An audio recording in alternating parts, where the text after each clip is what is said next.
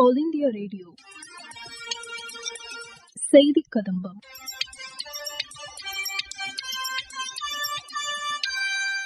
இன்றைய செய்தி கதம்பத்தில் மத்திய அரசின் சமூக வலைதள பதிவுகள், அறிவியல் மற்றும் தொழில்துறை ஆராய்ச்சி குழுமத்தின் நிறுவன நாள் விழாவில் முன்னாள் அமைச்சரவை செயலாளர் டாக்டர் அஜித்குமார் சேத் ஆற்றிய உரை மற்றும் மத்திய அரசின் ஸ்வநிதி மற்றும் பிரதான் மந்திரி ஆவாஸ் யோஜனா திட்டத்தின் மூலம் பயனடைந்த பயனாளிகள் தரும் தகவல் உள்ளிட்டவை இடம்பெறுகின்றன. முதலில் மத்திய அரசின் சமூக வலைதள பதிவுகள். முன்னாள் குடியரசுத் தலைவர் அப்துல் கலாமின் பிறந்த நாளையொட்டி குடியரசுத் தலைவர் திருமதி திரௌபதி முர்மு அவரது திருவுருவ படத்திற்கு மரியாதை செலுத்தினார்.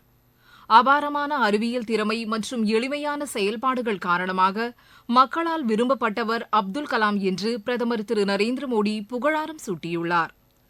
நவராத்திரி பண்டிகை இன்று தொடங்குவதையொட்டி பிரதமர் திரு நரேந்திர மோடி நாட்டு மக்களுக்கு வாழ்த்து தெரிவித்துள்ளார். அறிவியல் மற்றும் தொழில்நுட்பத்தின் வளர்ச்சிக்காக முன்னாள் குடியரசுத் தலைவர் அப்துல் கலாம் ஆற்றிய பணியும் மாணவர்களுக்கு ஊக்கம் அளிப்பதற்காக ஆற்றிய பங்கும் என்றென்றும் நினைவு கூறப்படும் என்று மத்திய இணையமைச்சர் திரு எல் முருகன் கூறியுள்ளார்.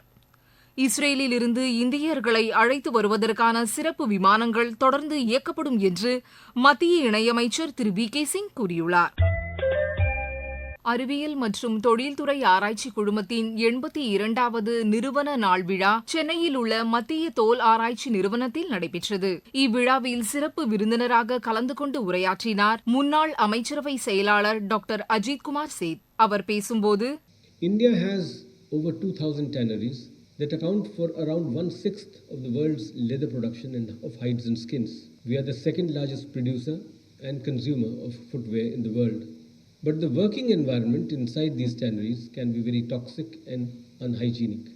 This is a challenge which research laboratories must grapple with. And as the industry competes to sustain and increase its share in the export markets for finished leather goods, it needs to keep abreast also with changing consumer preference.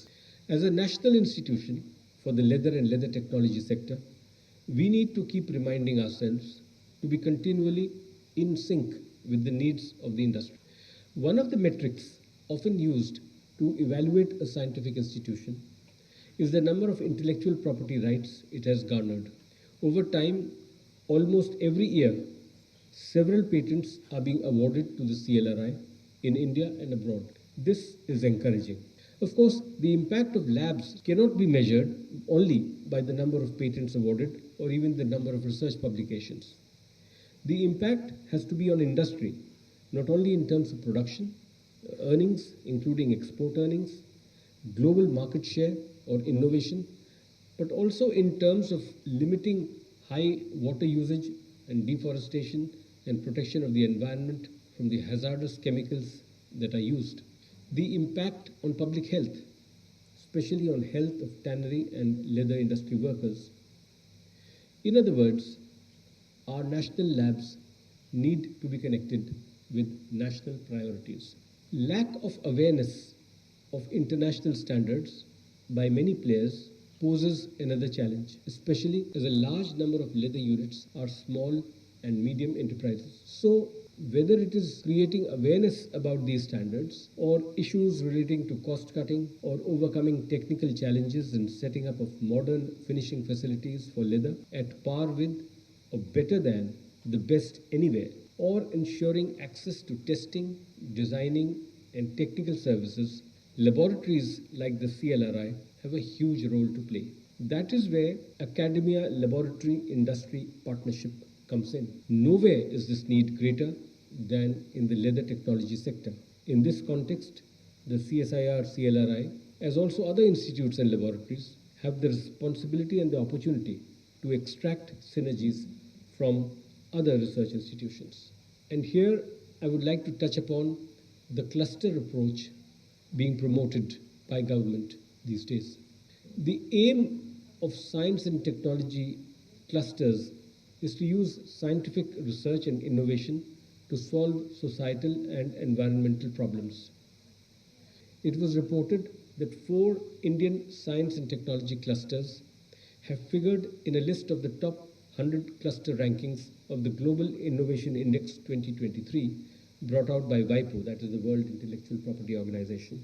Of course, these are not the clusters conceived of under the Cluster Development Program being separately pursued by the Office of the Principal Scientific Advisor. Nevertheless, it is encouraging to see that some Indian cities, including Chennai, are included in the list brought out by WIPO. In the WIPO list, out of the 4, Bangalore is the top-ranked cluster.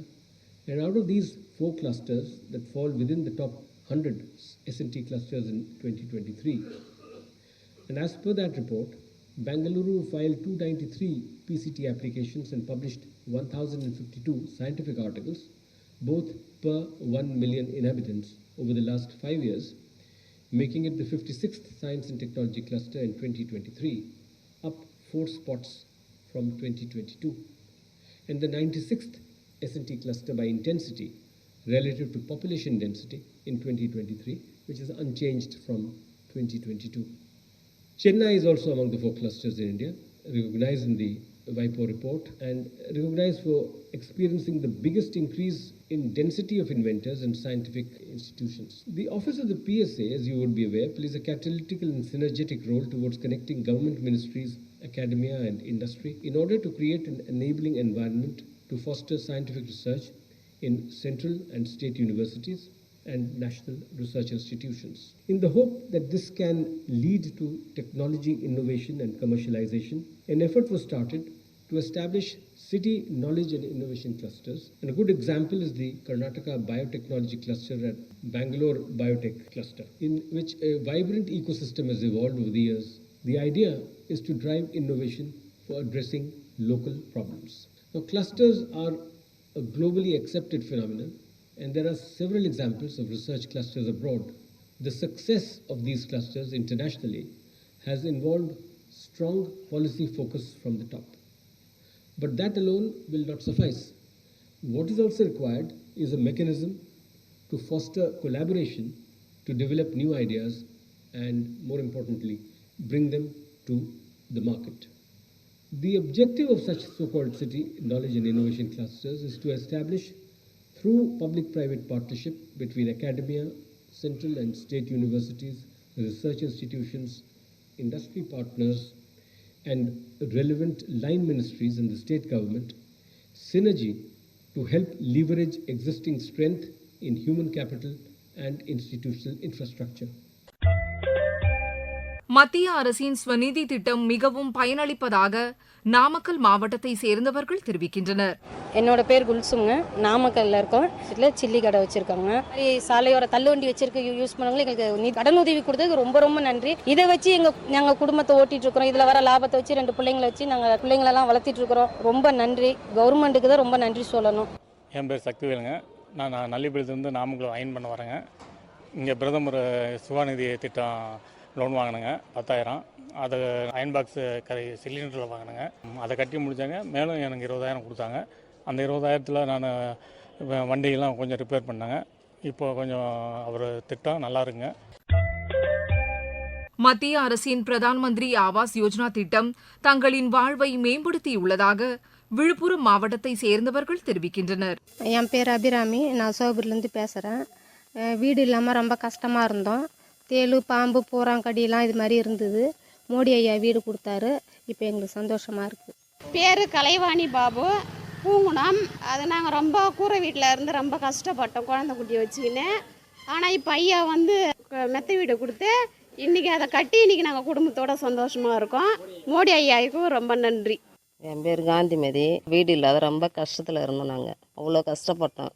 படுக்கிறதுக்கு கொள்றது எல்லாத்தையுமே கஷ்டப்பட்டோம். நாங்கள் இன்றைக்கி தான் மோடி புண்ணியத்தில் ஒரு வீடு கிடச்சிது. அதில் வந்து வீடு கூட பூசாத குடும்பம் பண்ணி.